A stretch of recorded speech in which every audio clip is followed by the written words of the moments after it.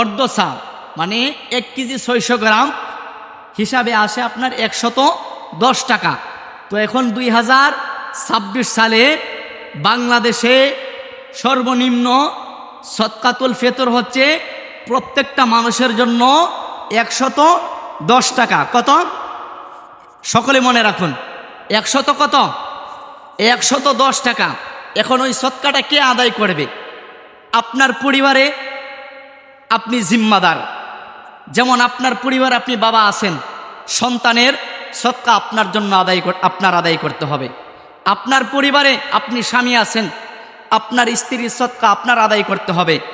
আপনার পরিবারে আপনি ছেলে আছেন, আপনার বাবা এবং মা তারা কামাই রুজি করতে পারে না, তাদের হাতে টাকা পয়সা নাই, তারা আপনার হাতের দিকে তাকিয়ে থাকে।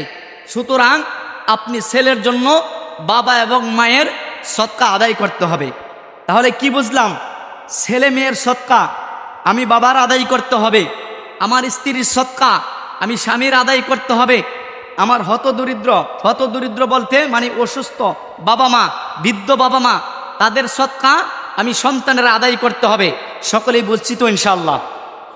আবারও বলি, আমার পরিবারে যদি আমি দেখাশোনা করি, আমার গোটা পরিবার যদি আমি চালাই, আমার কামাইয়ের দ্বারাতে যদি আমার পরিবার চলে, তাহলে সমস্ত লোকের সদকা আমি আদায় করতে হবে। আল্লাহ পাক রব্বুল আলামিন ওই সদকা আদায় করার মতো তৌফিক দান করে। সকলেই বলে আমিন। এটা এখন মাসলা ভিন্ন। এটা হচ্ছে সর্বনিম্ন যারা দিন আনে দিন খায়। কি করে?